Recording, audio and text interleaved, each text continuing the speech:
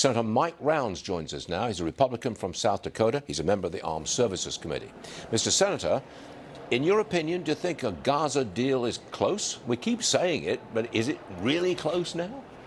I think all of us want the Gaza deal to happen. You never know, but you know that Hamas is still there, and as long as Hamas is still a threat to Israel, you're going to find that the Israelis are going to be very, very cautious about agreeing to a ceasefire until they know that they've taken out the vast majority of the Hamas capability to create an attack again. So hopeful, yes. Proof is in the pudding. Can we get Hamas under control? At that stage of the game, I think a ceasefire is entirely possible, and we all want to see an end to the suffering that the citizens of the Gaza Strip are suffering from. That suffering could be alleviated very easily if Hamas simply gave up the hostages. Why don't they do that? That is correct. It's all that they have. They recognize that is their power stroke. They don't want to give it up. They know that that's what Israel wants. They think that's the only thing that's actually protecting the remaining leaders of Hamas is having those individual hostages. But nonetheless, Israel is going to win this. They're going to get those hostages back. They're going to continue with the pressure.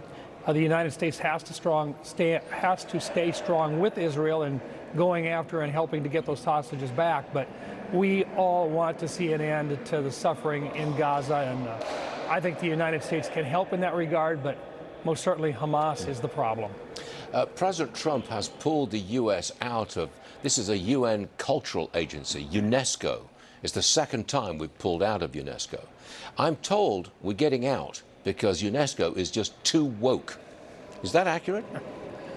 I suspect so. And in fact, look, I like the idea that this administration is following the same guidelines that Ronald Reagan followed way back in 1984 when he pulled us out. And at that time, he didn't feel that UNESCO was being fair to us with regard to the aftermath of the Cold War. Even during the time in which Obama was president, there was literally a congressional mandate that we get out of UNESCO. So this is nothing new. President Trump ordered it in his last term and once again in this term. So I think the folks at UNESCO understand very clearly that the United States is not happy. And you know, we fund about 8% right now of UNESCO's total funding. They're going to survive without us, but at least we can send a message that we're not happy with them and we'd like to see them move in a different direction.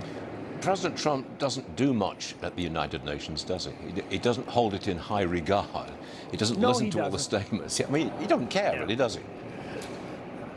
No, that's correct. And look, he doesn't like the bilateral stuff or the multilateral stuff where he can't go directly to a partner and negotiate directly with somebody. Right. When he's got a whole lot of other people involved in it, whether it be NATO or anybody else, he just simply doesn't think he gets as good of a deal as when he could talk one-on-one, like the trade deals he just made with Japan today. I mean, this is a great thing for our country, the fact that he's sending a message out there that they are working it. And look at what the markets do when they find out that we're actually getting these trade deals done and putting some stability back into our foreign relations with some of these companies, with some of these countries. We got some details earlier this morning, Senator. The Japanese will put $550 billion into America. President Trump decides where that money is going, and America will keep 90% of the profits from the investment of $500 million. I mean, that's pretty good, I'd say. Sounds to me like the art of the deal working. Yes, it's a wonderful thing. Senator Mike Rounds, thanks very much for being with us this morning, sir. We appreciate it. Thank you, sir. Yes, sir.